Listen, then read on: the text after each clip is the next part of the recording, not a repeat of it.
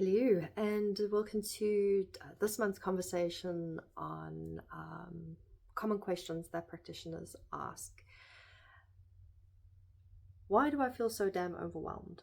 Why am I so exhausted? Why am I so tired? Why am I constantly at capacity? Why do I feel so stretched thin?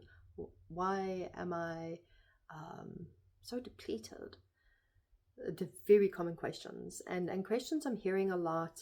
Obviously we're heading towards the end of the year, so everyone's kind of, the year's been heavy. We've been doing a lot. We've been on the go.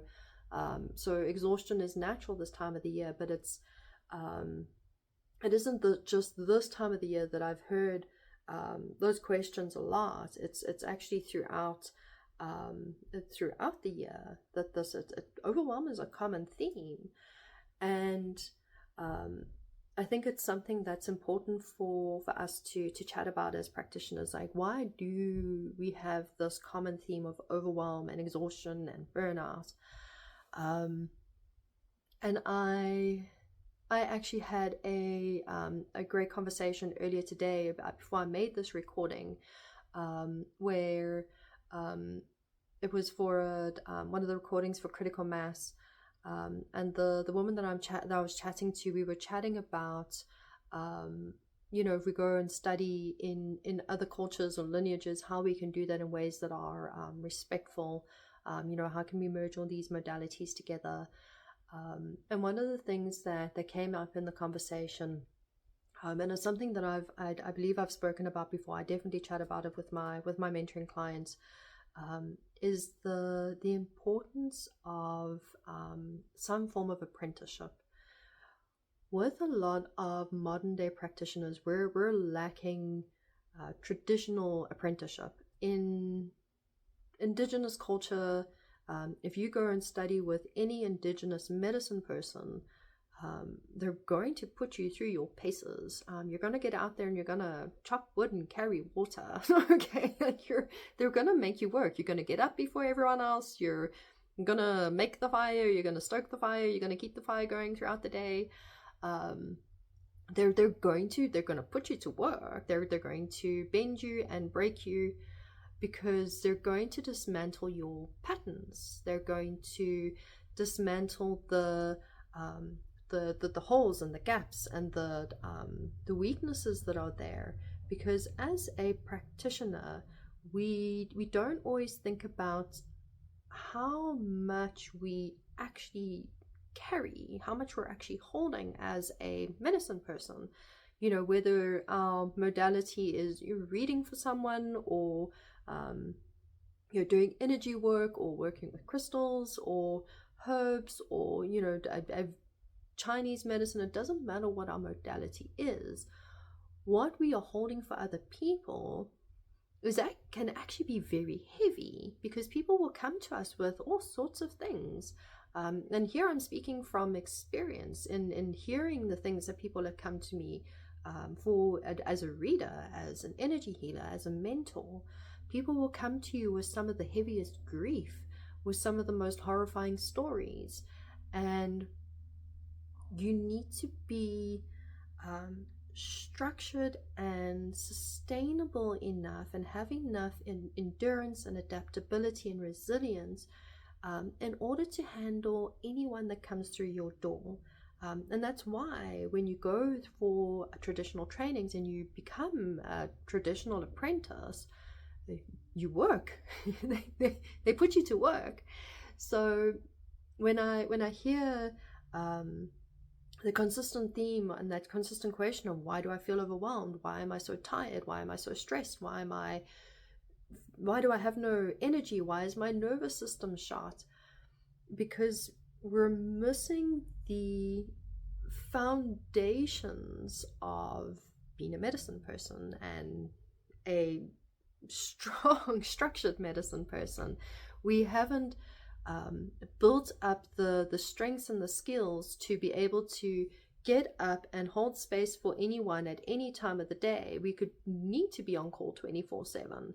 I have the conversation recently with a couple practitioners about rest and restoration. We're coming into December.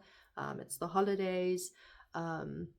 a lot of them have spoken to me about the, they've had to, stop and slow down and go into rest and silence in order to actually hear where they're supposed to go to next with their medicine, how they're supposed to grow and evolve as a practitioner.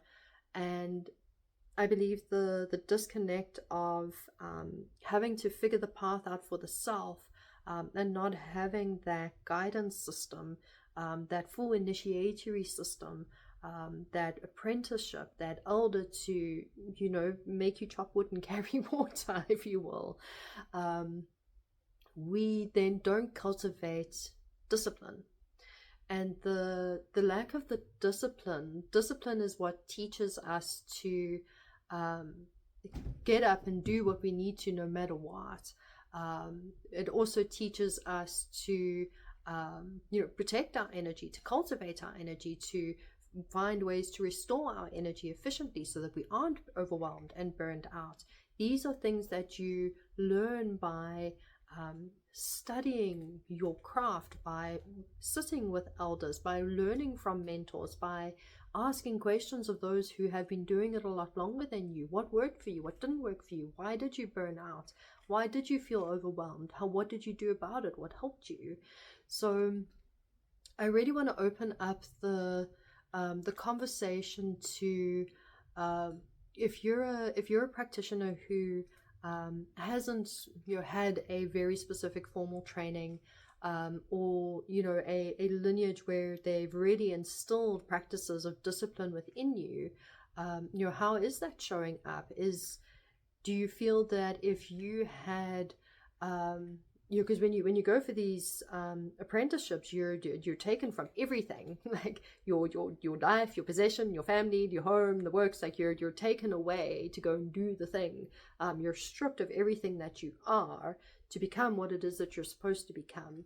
If you had a apprenticeship of that level, do you feel that it would have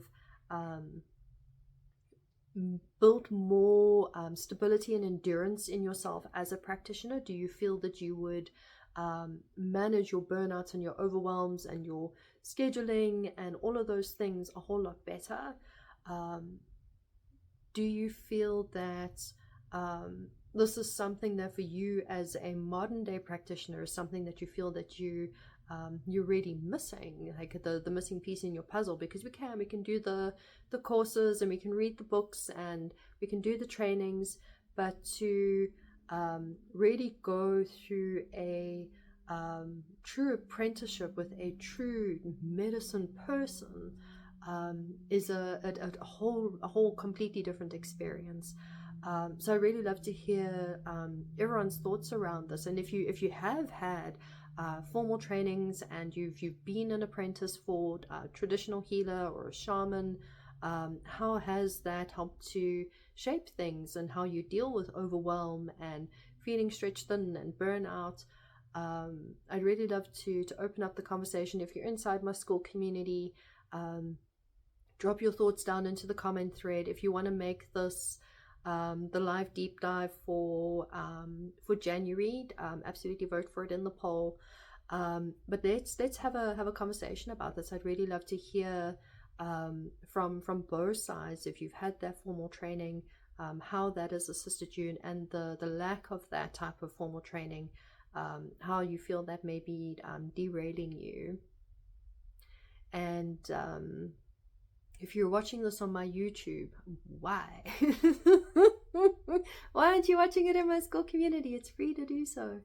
So yeah, if you want to join the conversation, absolutely drop your comments beneath the video. But if you want to be part of the conversation or the live deep dive, absolutely hop into my school community. The link for it is down in the description. But yeah, I'd really love to hear everyone's thoughts on this, because it is a very common question. Why am I so tired? Why am I so overwhelmed? Why am I burning out all the time? Why am I stretched thin and always at capacity? And it definitely leaks into the question of, why don't I have any clients? Where's my business gone? So yeah, leave your thoughts, give your input. Let's have the conversation. Links for everything is down in the description. And yeah, otherwise I will see you back next month with more common practitioner questions.